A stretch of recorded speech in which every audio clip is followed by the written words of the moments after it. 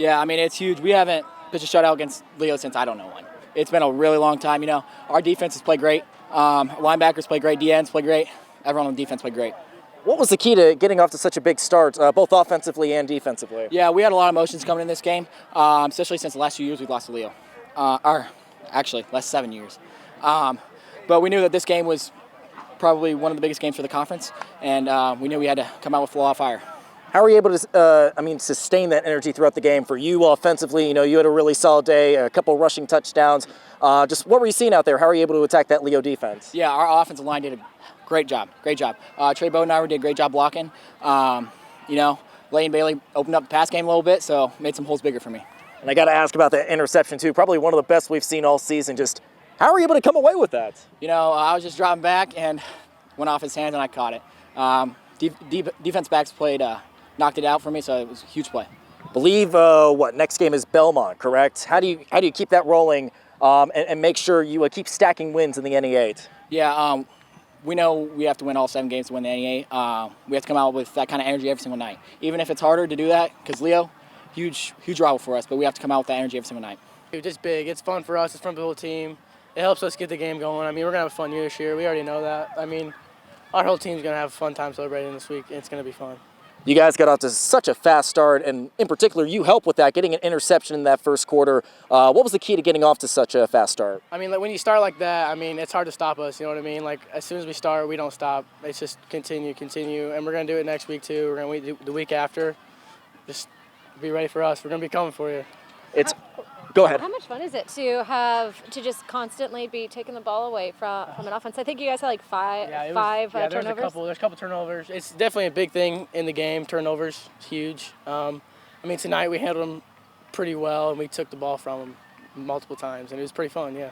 And for you guys to pitch a shutout, too, that's no easy feat in itself. Yeah, just how are you able to sustain that? Yeah, that 27-0, it's hard to sustain, but, with a defense like ours, it's nothing we can't stop, How do you keep it rolling next week against Belmont? Just got to keep going, practice harder, we practiced hard this week, got to do it again, keep coming every week. Kids had a chip on their shoulder this week in practice. They were ready for it. They wanted to get the win, and they were real focused, and it was nice the way they came out and played from start to finish. We felt like we won all 3 phases of the game, offense, defense, special teams. Just so proud of the guys, the way they practiced this week, the effort they gave tonight, and hopefully we can grow and get better from this. Defensively, we'll start there. I believe it was 5 takeaways on the night. What was the key to that? Not only getting the takeaways, but to just really making things frustrating for Leo's offense.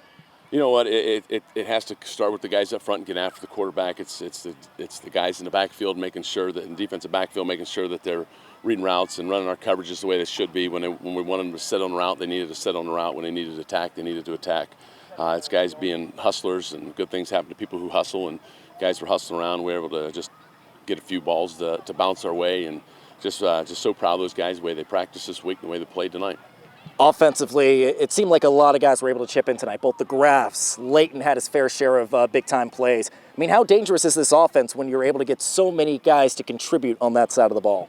We feel like we got a lot of weapons on the offensive side of the ball, and we've got to continue to use all of them. They were stacking the box pretty good, and we had to try to loosen some things up and take some shots down the field. So proud of Leighton, the way he's grown as a quarterback, and the way he handled things in his pocket presence tonight. He delivered the ball and got some guys involved in the offense that typically we don't.